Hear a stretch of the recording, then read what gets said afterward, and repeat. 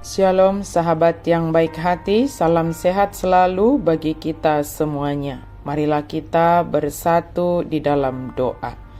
Kasih karunia dan damai sejahtera dari Allah Bapa dan dari anaknya Tuhan Yesus Kristus kiranya menyertai kamu sekalian. Amin. Firman Tuhan bagi kita pada hari ini tertulis dalam Yohanes 3 ayat 7. Janganlah engkau heran, karena aku berkata kepadamu, kamu harus dilahirkan kembali. Unang malongang roham ala hudok tuho ikut tubuh hamu sian gijang. Kamu harus dilahirkan kembali. Firman Tuhan kita hari ini adalah dalam perikop percakapan Yesus dengan Nikodemus. Ayat ini merupakan pernyataan Yesus yang sangat kuat. Yesus mengatakan, kamu harus dilahirkan kembali. Harus artinya tidak boleh di sana ada tawar-menawar, tidak ada pilihan-pilihan yang lain sehingga kita bisa memilih salah satu. Tetapi di sana dikatakan kamu harus dilahirkan kembali. Lahir kembali, lahir baru, artinya diciptakan kembali dari atas, dari Allah, dari Roh Kudus, sehingga kita memiliki sifat-sifat yang baru, gen yang baru. Sebelum lahir baru, kita memiliki karakter Adam, sifat-sifat kemanusiaan, sebagaimana tertulis dalam Galatia 5 ayat 19 sampai 21, yaitu sifat-sifat kedagingan itu, yang adalah contoh sifat kedagingan yang ada dalam diri manusia sebagai karakter bawaan yang sangat merusak kehidupan manusia itu. Yesus mengajar Nikodemus dan kita juga saat ini tentang dilahirkan kembali. Dilahirkan kembali berarti dilahirkan dari roh. Perubahan itu dikerjakan bukan dengan hikmat manusia, bukan dengan kekuatan diri kita, melainkan dengan kuasa dan pengendalian Roh Kudus. Itu adalah pengudusan oleh Roh Kudus, pembaharuan yang dikerjakan oleh Roh Kudus. Yang diubahkan adalah Roh Kudus. Yang diubahkan adalah roh. Orang yang diperbaharui dibuat menjadi rohani dan dimurnikan dari sampah dan ampas hawa nafsu manusia itu.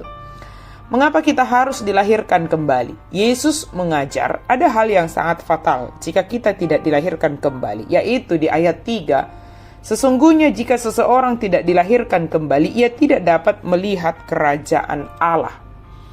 Kita dianugerahi dengan mata jasmani dan juga mata rohani. Mata jasmani kita ini hanya dapat melihat benda-benda dan juga segala yang terjadi di sekitar kita. Mata rohani kita dapat menjadi alat kita semakin meneguhkan iman kita kepada Yesus Kristus yang mengerjakan banyak hal di luar kemampuan pikiran kita. Jika mata rohani kita buta, hal ini membuat kita menjadi benci dengan hal-hal yang rohani, suka melakukan hal-hal yang bertentangan dengan firman Tuhan, dan bahkan tidak senang mendengarkan firman Tuhan. Maka dengan dilahirkan kembali, mata rohani kita dibukakan dan dimampukan melakukan apa yang berkenan di hadapan Tuhan.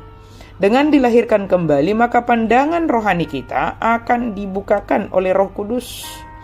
Tidak seperti pertanyaan Nikodemus, bagaimana mungkin saya yang sudah tua dapat dilahirkan kembali melalui rahim ibu saya? Artinya dia masih memahami apa yang disampaikan Yesus hanya dari logika berpikir saja. Maka sangat penting untuk dilahirkan kembali, sehingga hal yang tidak dapat dicerna dan dipahami secara logika berpikir menjadi mungkin, menjadi dapat dipahami, sebab Yesus yang membuatnya menjadi mungkin.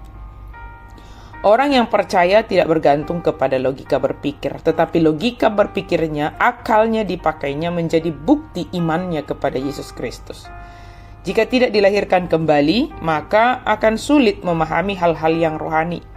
Dan dikatakan di ayat 5, jika seseorang tidak dilahirkan kembali, maka dia tidak dapat masuk ke dalam kerajaan Allah.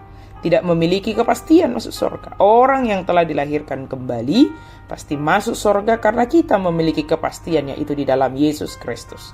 Iman percaya kita kepada Yesus Kristus menjadi jalan sehingga kita menerima kasih karunia itu. Di dalam Yesus kita menerima anugerah pengampunan dosa, anugerah keselamatan, dan anugerah kehidupan kekal. Percayalah kepada Yesus Kristus. Bagaimana supaya kita dilahirkan kembali?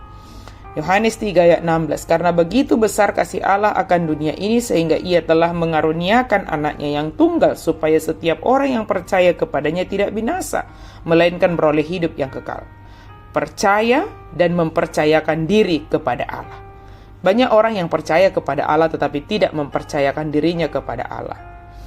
Ingatlah, iblis atau setan juga percaya kepada Allah. Yakobus 2 ayat 19-20, tetapi tidak mempercayakan diri kepada Allah. Maka apa perbedaan kita dengan si setan itu? Yaitu dalam hal mempercayakan diri kita kepada Allah di dalam Yesus Kristus. Percaya dan mempercayakan diri, menyerahkan seluruh kehidupan kepada Yesus Kristus. Percayalah kepada Yesus Kristus dan percayakanlah kehidupanmu kepada Yesus Kristus. Sebagai orang yang telah dilahirkan kembali, orang yang percaya kepada Yesus Kristus, kita adalah orang yang merdeka, tetapi tetap dalam koridor yang benar, yang sesuai dengan kehendak Kristus. Bebas kita melakukan apa yang telah diajarkan oleh Yesus Kristus bagi kita. Tentu, Roh Kudus senantiasa mengingatkan kita di dalam menentukan pilihan dan melakukan apa saja dalam hidup kita. Dengan dilahirkan kembali, maka sifat-sifat kedagingan itu telah dibuang dan dimatikan dari dalam diri kita.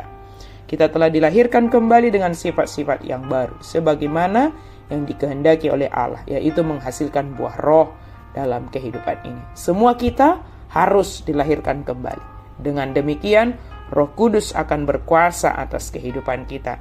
Dia menjadi pengendali atas hidup kita. Apapun yang kita kerjakan, marilah kita kerjakan sebagai orang yang percaya, sebagai orang yang telah dilahirkan kembali, sebagai orang yang hidup di dalam Yesus Kristus. Amin. Mari kita berdoa. Terima kasih Tuhan, karena Engkau mengasihi kami.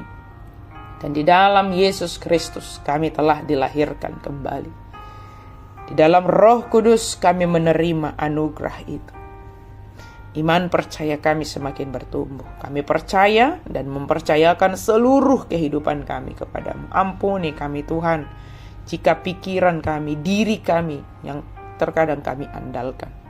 Biarlah kami senantiasa di bawah kendali Roh Kudus, sehingga apapun yang kami lakukan, apapun yang kami pikirkan, apapun yang kami perkatakan, ada di bawah kendali Roh Kudus. Terima kasih Tuhan. Dalam nama Yesus kami berdoa dan bersyukur. Amin.